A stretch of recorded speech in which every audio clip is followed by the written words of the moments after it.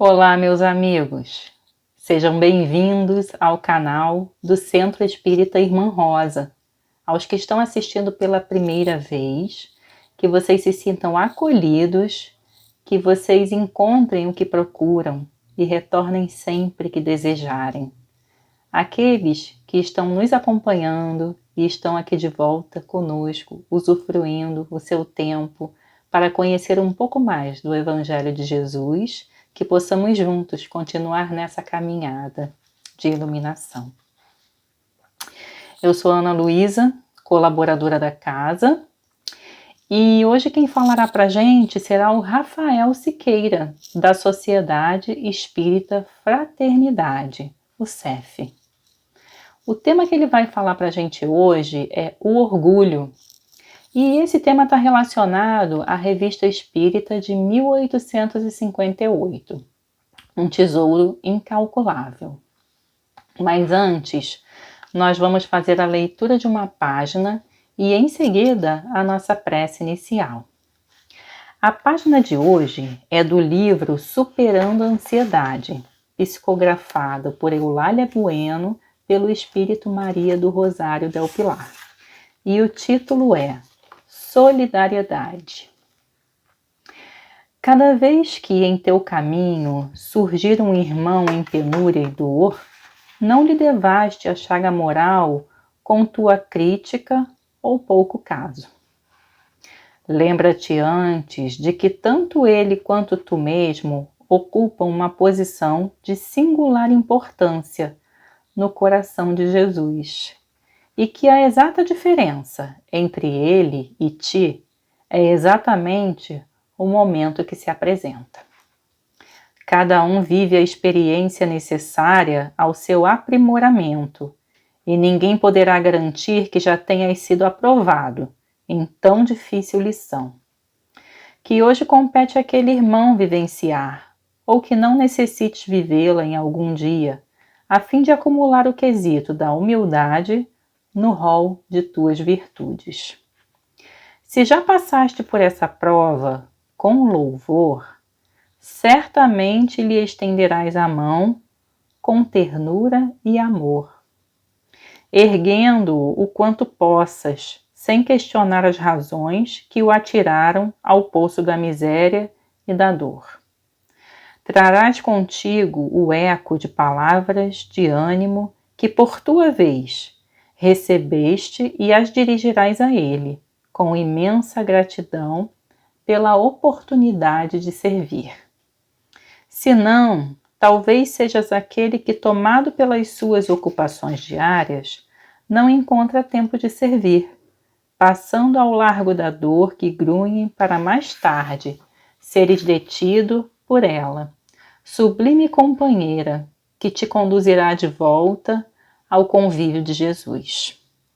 Lembra de que não há melhor oportunidade na vida de ninguém que não seja a de poder servir. Assim, serve com todo o amor para que a lição te fique gravada na alma e não necessites vivenciá-la de forma diferenciada, sendo tu agora quem precise ser amparado. Nada do que possuis na terra te é permanente, e as posições costumeiramente se alternam, oferecendo-te sempre a chance de experienciar o outro lado. Não te atires à dor simplesmente porque te negaste a servir. Para que não te condenes ao imperativo de caminhar com ela, dá a quem com ela está o melhor de ti. Agora, meus amigos, vamos orar.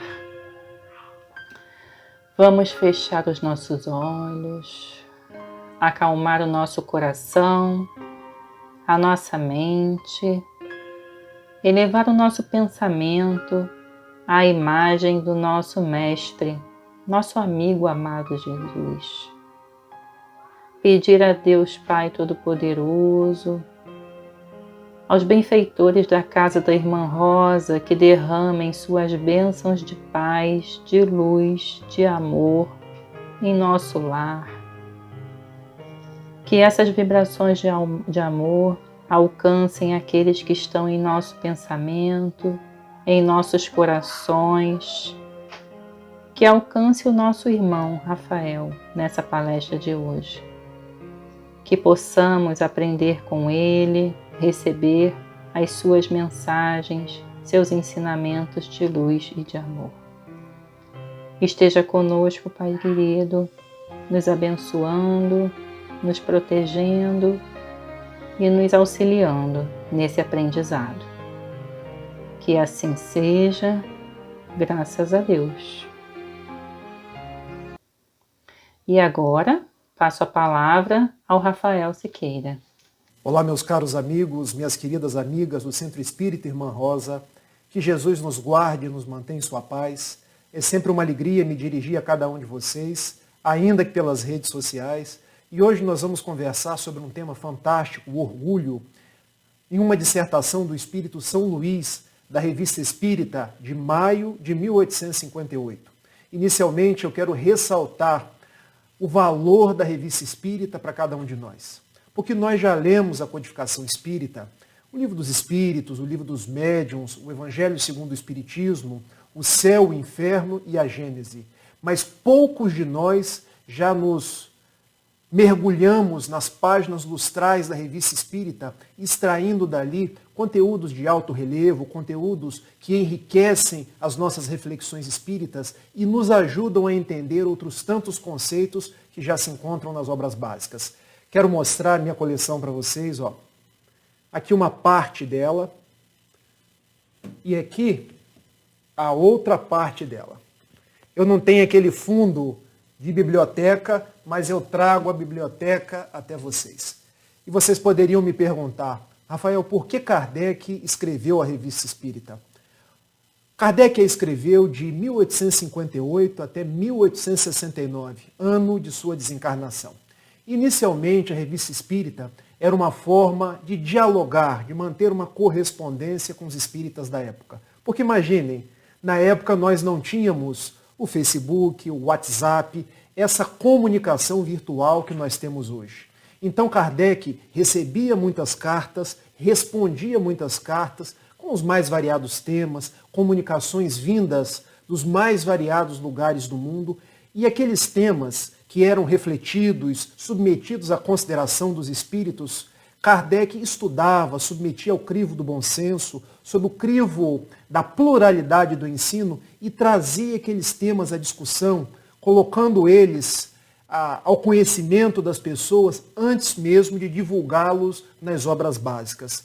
Então a Revista Espírita era uma forma de intercambiar com os espíritas da época, mas também era uma espécie de balão de ensaio, uma espécie de laboratório dos temas que seriam desenvolvidos nas obras espíritas básicas. Feita essa introdução, vamos iniciar os nossos debates sobre a temática do orgulho, começando por uma questão do Livro dos Espíritos, a questão de número 785. Está aqui o meu Livro dos Espíritos. Quando Kardec indaga aos imortais. Qual o maior obstáculo ao progresso? E os bons espíritos respondem, o orgulho e o egoísmo. Vejam, se nós podemos pensar em dois vícios que nos impedem de ser felizes, de seguir em frente, de viver o Evangelho, de angariar a paz e a saúde para os nossos dias, esses dois vícios são o orgulho e o egoísmo. Em outra questão do Livro dos Espíritos, a questão de número 913, Kardec nos diz, os bons espíritos respondem que o egoísmo é o mais radical de todos os vícios. Só que o egoísmo tem alguns filhos, sendo o orgulho o filho mais dileto do egoísmo. Então, nós temos esses dois grandes dificultadores. E nós poderíamos dar características, dar a conceituação da seguinte forma. O egoísmo é aquele vício que nos coloca vinculados a nós mesmos, ao nosso eu, ao nosso ego, como se vivêssemos circundados ao redor do nosso umbigo. Ou seja, se a farinha é pouca, o meu pirão primeiro. Eu quero tudo para mim, eu quero que as pessoas circundem ao redor da minha vontade e não consigo estabelecer curvas de divisão, curvas de entendimento no mundo, porque eu me vejo, porque eu quero as coisas para mim e não consigo estabelecer no mundo aquela relação do compartilhamento, daquela divisão. E o que seria o orgulho? Valendo-me de um outro brocardo popular, quando eu me julgo a última bolacha do pacote, ou quando eu me julgo a última Coca-Cola do deserto, porque a criatura orgulhosa é aquela criatura vaidosa, aquela criatura afetada, aquela criatura que fala primeiro, que fala por último, aquela que fala melhor e que se considera sempre o mais importante, que se considera sempre maior do que as outras pessoas. Então, quando Kardec indaga e os bons espíritos respondem qual é o obstáculo ao nosso progresso, e os bons espíritos dizem o orgulho e o egoísmo. E é sobre o orgulho que São Luís vem trazer para nós, na Revista Espírita, de maio de 1858, 3 parábolas. E eu, sem querer fazer spoiler, eu vou contar uma parábola, discutir com vocês, e as outras 2 ficam para o nosso dever de casa, para a nossa atividade doméstica. E vocês poderiam me perguntar assim, Rafael, quem é esse São Luís, da dinastia dos São Luís da França? Porque a França teve vários São Luís. Teve Luís XIV, que foi considerado o Rei Sol. Teve Luís XV, uma personalidade apagada. Teve Luís XVI, que foi morto com sua esposa, Marie Antoinette, no final da Revolução Francesa, em plena Praça da Concórdia, em Paris. Mas esse rei São Luís é São Luís IX, considerado um rei santo, um rei que foi justo, um rei que foi bom para os seus súditos e que se tornou ao longo do tempo o protetor e o espírito benfeitor da sociedade parisiense de estudos espíritas. É esse São Luís que nos conta essas 3 parábolas. E a primeira delas é a seguinte. Ele narra que havia 2 produtores de terra. Um bastante afetado, bastante orgulhoso, e o outro muito simples. E o que era orgulhoso tinha uma terra fértil, uma terra que produzia muito trigo. O outro, coitado, era uma terra estéril, que nada produzia. E ele vivia na indigência econômica, na indigência do seu campo. Só que um outro aspecto categorizava aquele proprietário orgulhoso. Porque além da sua terra produzir muito, ele ganhar muito dinheiro com a venda do seu trigo, ele ainda gostava de fazer galhofa com o seu vizinho, tripudiar do seu vizinho com falas mais ou menos assim. Olha, o meu campo produz, o seu nada te dá. Olha, o trigo que o meu campo produz me dá muito dinheiro. E você vive na indigência, vive trabalhando de sol a sol, sulcando o solo com o seu suor e sem angariar nada em troca. E assim passou-se o ano. Quando o trigo começou a crescer, aquele que tinha um terreno fértil, cresceu igualmente o joio. Nós sabemos que o joio é uma planta que cresce junto ao trigo e que vai asfixiando o trigo, vai matando o trigo. Ou seja, o joio, quando cresce, nós precisamos arrancá-lo e queimá-lo. Existe até uma parábola de Jesus que nos fala do joio e do trigo, mas que fica para a gente contar de uma próxima vez. O fato é que aquele proprietário orgulhoso teve toda a sua produção ceifada pelo joio. E o produtor humilde, o produtor simples, bom, esse que trabalhava de sol a sol, que derramava o seu suor no campo, o seu campo naquele ano floresceu. Nasceu o trigo, produziu muito, vendeu muito, e ele foi o que teve mais sucesso, o que mais vendeu e o que foi mais aquinhoado com o seu campo.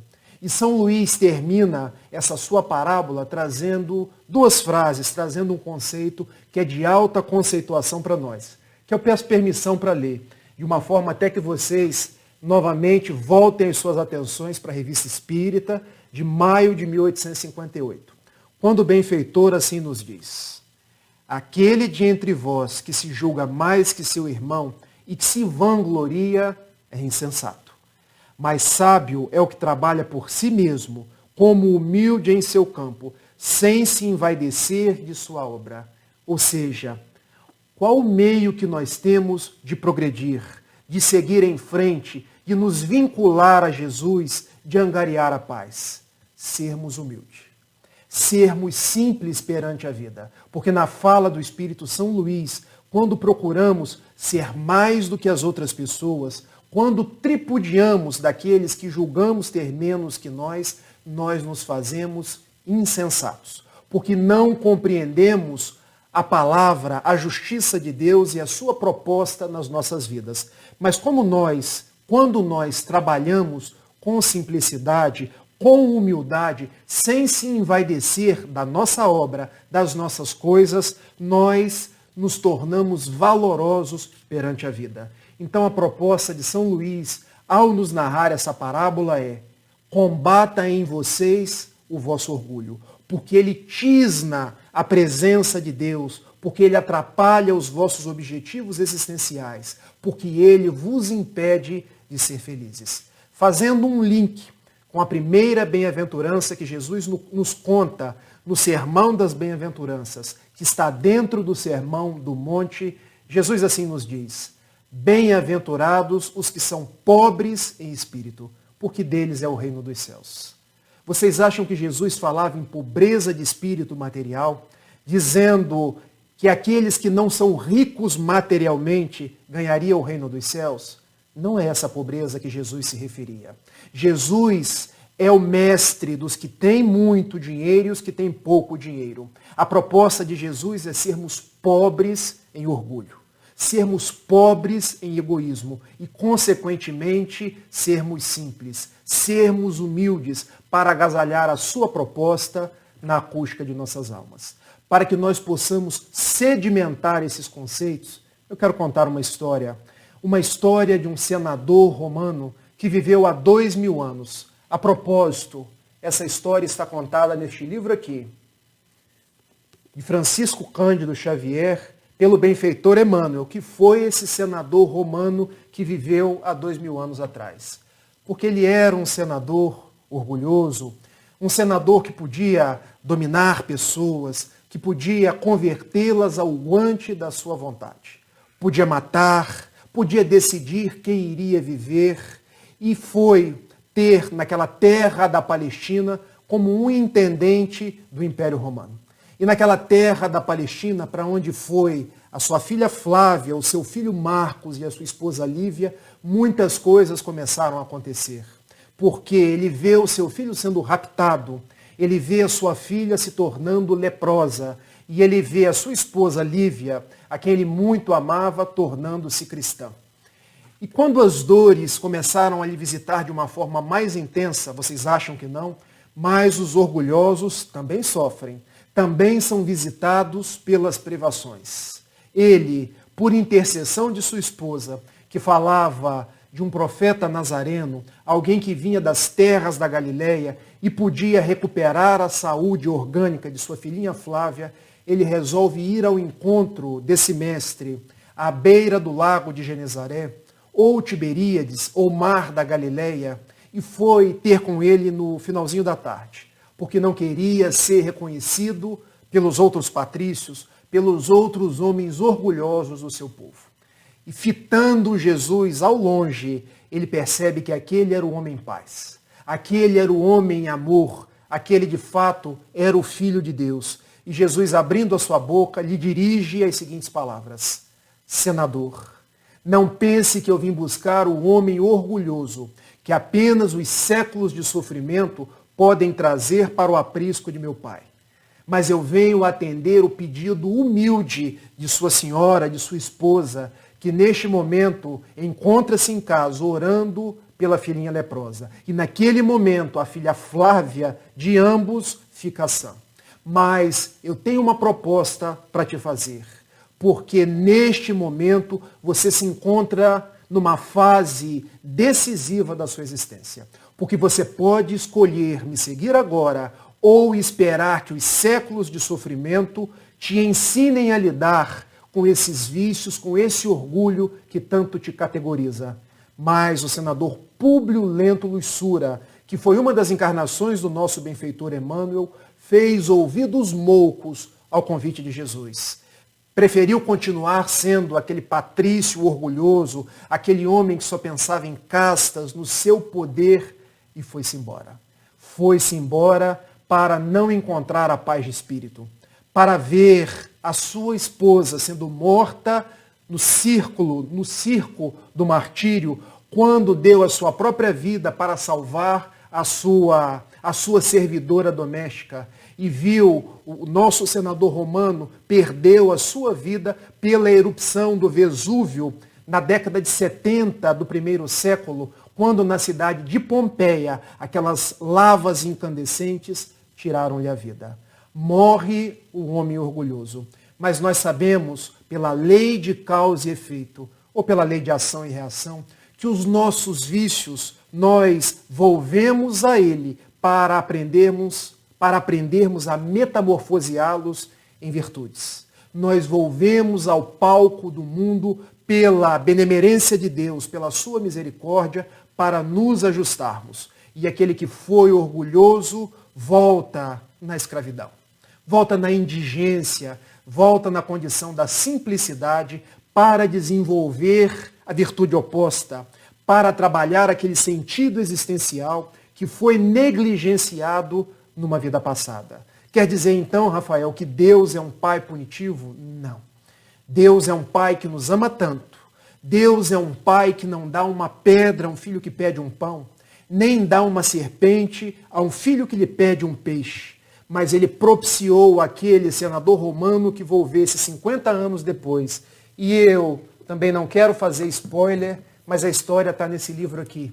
50 anos depois, quando agora o nosso Emmanuel, que foi Públio Lento Lussura, retorna na condição do escravo Nestório, na dificuldade da escravidão, recebendo ordens ao invés de dar ordens, apanhando ao invés de bater, sofrendo todo tipo de privação, ao invés de impor as privações, e igualmente morrer num circo do martírio, onde ele via as pessoas morrer e no derradeiro momento cair em si, dar-se conta numa oração ungida: ó meu Deus, é como se nesse momento em que eu dou a minha própria vida, eu ressignificasse os meus propósitos, eu alevantasse a minha alma, porque o homem orgulhoso renasce agora nessa atitude de de entregar a minha própria vida por seu amor.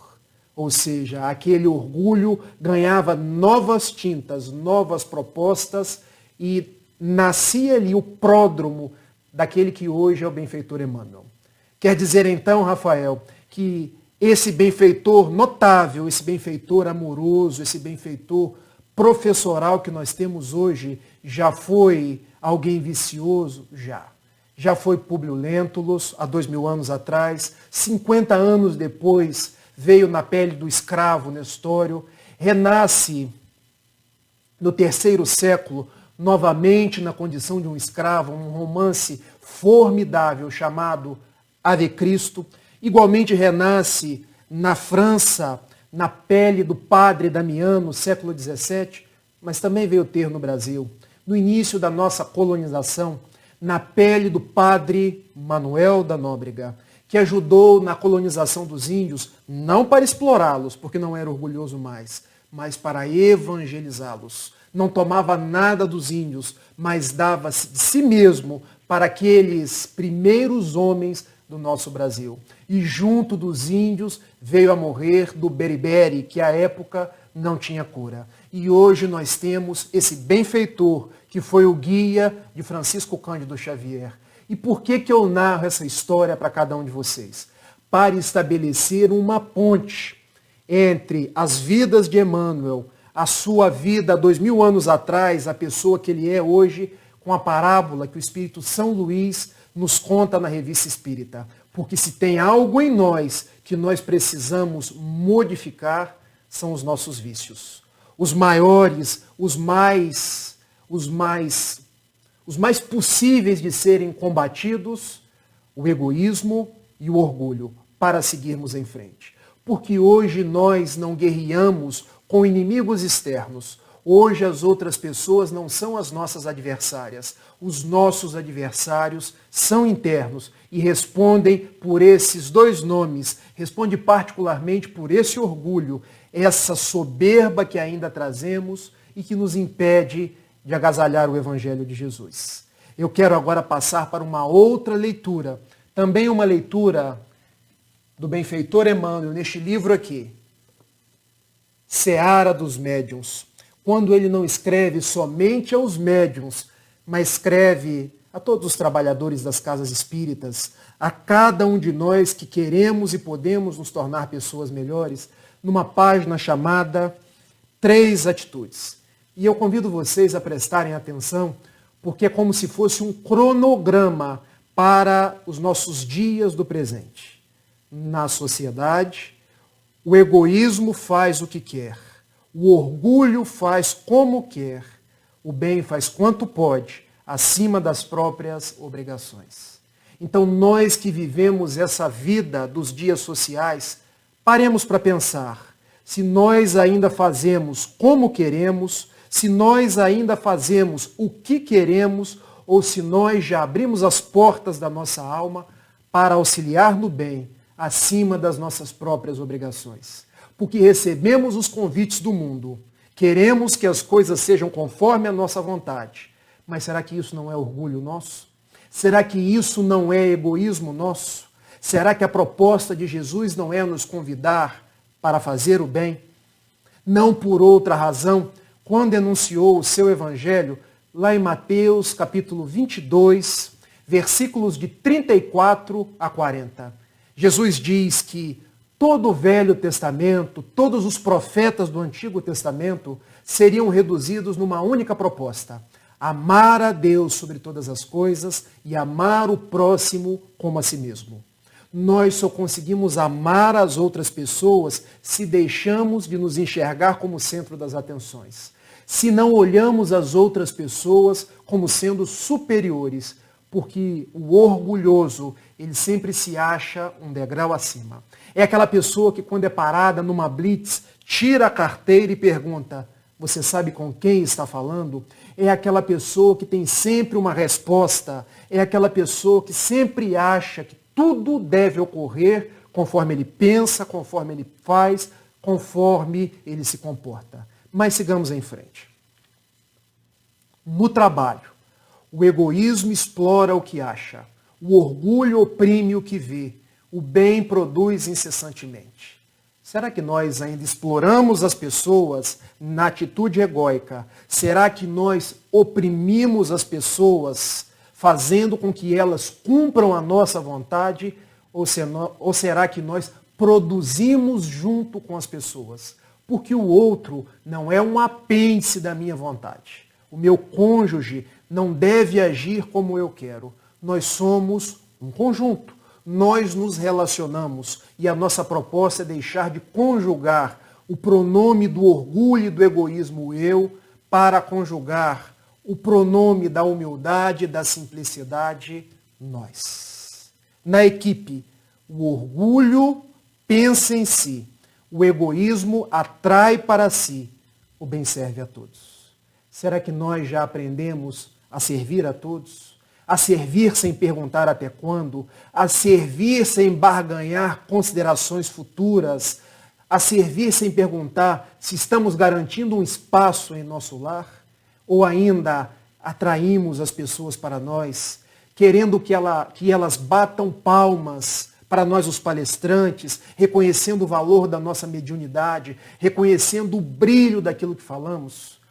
Olha que o convite aqui é nós avaliarmos as nossas posturas, é nós fazermos um exercício de autoconhecimento para saber se já conseguimos pensar nos outros ou se ainda insistimos naquele pensamento recorrente em nós mesmos. Porque observem, Jesus aceitou um único título, o título de mestre. Mas ele nos disse que veio ao mundo para servir. Mestre, de fato. Eu sou o vosso mestre, eu sou o caminho, a verdade e a vida. Está lá no Evangelho de João. Mas não pensem que eu vim ao mundo para ser servido, porque eu vim ao mundo para servir. Convite para cada um de nós renunciar esse orgulho para angariar essa humildade. Como o profeta João Batista, que foi o precursor e que dizia que não tinha condição de amarrar as sandálias de Jesus, ele certa vez nos disse: é preciso que eu diminua para que o Cristo cresça. E eu acho que um grande exercício que nós, os espíritas, os cristãos, devemos fazer nos dias de hoje é nos diminuir, porque nós estamos muito inflados. E quem se infla muito não vê o próximo, não vê o outro, não é caridoso, acha que todos são adversários, vê conspiração em todos os lados e vive brigando, ao invés de viver amando. Vamos seguir? Na amizade, o egoísmo utiliza as situações, o orgulho clama por privilégios, o bem renuncia ao bem próprio. Será que nós já conseguimos renunciar como uma mãe renuncia por seu filho, que acorda de madrugada e a mãe perde o sono, que acorda chorando e a mãe tem que levantar? Será que nós já sabemos renunciar dentro do nosso matrimônio para que o casamento seja feliz? Ou é sempre do jeito que eu quero, pensando na gente, pensando nos nossos privilégios? Porque hoje todo mundo quer um privilégio, mas já paramos para pensar que não tem privilégio para todo mundo? O maior homem que veio a esse mundo renunciou a todos os privilégios. Ele dizia que não tinha uma pedra onde recostar a cabeça. Nada obstante as aves do céu tivessem, nada obstante os lobos tivessem os seus covis. Que pensemos nisso, que não tornemos essa mensagem distante da gente, mas que nós nos aproximemos de Jesus como uma proposta de vencer a nós mesmos, de vencermos esse orgulho que muitas vezes nós queremos nos valer das situações. Porque nós perguntamos: o que eu vou ganhar com isso? Sempre com segundas, sempre com terceiras intenções. Eu vou ganhar paz de espírito. Há um notável espírito que escreve por Divaldo Pereira Franco, que diz que o nosso maior tesouro não é o quanto nós temos no banco, não é os nossos títulos imobiliários, não é os nossos postos de destaque, mas é a consciência tranquila. E a gente só consegue ter a consciência tranquila se tombarmos a cabeça no travesseiro à noite e perguntarmos se eu tenho sido menos orgulhoso e mais simples, menos egoísta e mais caridoso, menos impaciente e mais brando. Vamos seguir? Na fé, o egoísmo aparenta, o orgulho reclama, o bem ouve. Será que nós, na condição de espíritas, estamos aparentando? Porque a gente pode aparentar. A gente pode decorar as questões do Livro dos Espíritos, a gente pode decorar o Evangelho, capítulo, versículo, mas isso é orgulho. Isso é querer mostrar que eu sei, que eu declamo, que eu falo bonito, mas a singeleza da fé é a vivência. Não por outra razão, o profeta Isaías dizia no Velho Testamento: esse povo me honra com os lábios, mas mantém o coração distante de mim. Que nós possamos nos aproximar de Jesus e vencer essas duas chagas. Na responsabilidade, o egoísmo foge, o orgulho tiraniza, o bem colabora. Qual é a nossa atitude? A atitude do fujão, do desertor, a atitude de quem tiraniza. Olha, isso aí está errado, mas a culpa não é minha. É sempre das outras pessoas. Olha, isso aqui nós não fizemos certo, mas nós podemos consertar. Olha como é diferente. Na dor alheia, o egoísmo esquece, o orgulho condena, o bem ampara.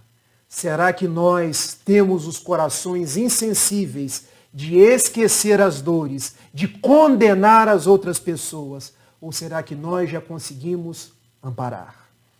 O benfeitor André Luiz nos diz na sua série No Mundo Espiritual que nós não podemos e nem devemos criticar quem quer que seja, mas auxiliar sempre, porque o auxílio pressupõe uma renúncia, e a renúncia pressupõe vencer o orgulho. E por fim, No estudo, o egoísmo finge que sabe. O orgulho não busca saber. O bem aprende sempre para realizar o melhor. Será que nós fingimos que sabemos? E às vezes tiramos de trás da orelha. Quanta coisa fake. Quanta coisa que nós não temos certeza. Quanta coisa que agride as outras pessoas. Quanta coisa que não é doutrinária. Será que nós ainda não buscamos saber? Isso é muito difícil. Eu não quero aprender isso agora, não. Deixa essa história de espiritismo para a próxima encarnação. Ou será que nós já fazemos aquele exercício? Bem, eu ainda não sei, mas posso aprender. Mas se eu não consigo aprender, eu vou me esforçar. Porque a nossa felicidade, ela não pode ser empurrada para frente. A nossa felicidade decorre dessa consciência tranquila, dessa vivência do hoje e do agora, buscando nos conectar a Jesus e a vencer a nós mesmos, a vencer a esse ego que ainda é indômito, a vencer esse orgulho que nos faz sentir maiores do que as outras pessoas, porque em verdade nós somos todos irmãos. E Jesus nos disse no Evangelho de João que os seus filhos, que os seus seguidores, que os seus discípulos seriam conhecidos por muitos se amarem. Esse é o nosso maior desafio. E para tanto, nós temos um tesouro chamado Doutrina Espírita, com suas obras básicas e com essa coletânea de 12 revistas espíritas, para nós nos aprimorarmos, para nós estudarmos, para nós refletirmos e falarmos sobre Kardec. Me despeço de cada um de vocês com uma oração do benfeitor Emmanuel, onde ele nos dá um receituário contra o orgulho, dizendo mais ou menos assim: Senhor, ensina-nos a orar sem esquecer do trabalho, a dar sem olhar a quem, a servir sem perguntar até quando, a sofrer sem magoar, seja quem for, a progredir sem perder a simplicidade, a marchar para a frente sem contar os obstáculos, a desculpar sem condições, a semear o bem sem pensar nos resultados, a ver sem malícia, a escutar sem corromper os assuntos, a falar sem ferir, a compreender o próximo sem exigir entendimento, a respeitar o semelhante sem reclamar consideração, a dar o melhor de nós além da execução do próprio dever, sem cobrar taxas de reconhecimento. Senhor, fortalece em nós a paciência para com as dificuldades dos outros, assim como precisamos da paciência dos outros para com as nossas próprias dificuldades. Ajuda-nos para que a ninguém façamos aquilo que não gostaríamos que nos fosse feito. E auxilia-nos sobremodo a compreender que a nossa felicidade mais alta será invariavelmente aquela de cumprirmos os teus desígnios, vencendo o nosso orgulho, onde e como queiras, hoje, agora e sempre. Um abraço em todos, tudo de bom e permaneçamos em paz. Um grande beijo. Fiquemos mais uns instantes, que a companheira Maria Alice vai fazer a prece final e o pedido de fluidificação da água. Irmãos, ao findar mais um encontro em que estivemos na presença dos ensinamentos do Consolador prometido, vamos agradecer a todos os espíritos encarnados e desencarnados pelo trabalho realizado, que nos proporcionaram momentos tão enriquecedores. Agradecer aos nossos amigos protetores que tão bem desempenham a missão de nos ajudar através das inspirações que recebemos. Agradecer pelo aprendizado que estamos adquirindo neste momento em nosso planeta, enfrentando dificuldades nunca antes vivenciadas nesta encarnação. Agradecer a doutrina dos Espíritos por nos ajudar a esclarecer nossas dificuldades. Doutrina esta que nos dá a certeza que nosso Pai Maior está no leme de nossas vidas, aguardando nosso comando para seguirmos em frente, em busca da iluminação plena. Agora, pedintes que somos, rogamos ao nosso Mestre Jesus, pelos nossos irmãos sofredores, que estão com dificuldades de vencer os obstáculos à sua frente, que sofrem desanimados, que não conseguem vislumbrar o caminho a seguir. Que sua força, Mestre, possa envolvê-los numa atmosfera de paz e esperança, que eles possam reavivar a fé em seus corações. Que todos nós, Mestre, possamos adquirir a sabedoria plena de viver no bem e viver para o bem. Pedimos ainda a espiritualidade do alto, que derrame sobre nossas águas o bálsamo lenitivo para nossas dores e sofrimentos, e que nossos lares sejam envolvidos por esta atmosfera de luz e paz. Que assim seja. Graças a Deus.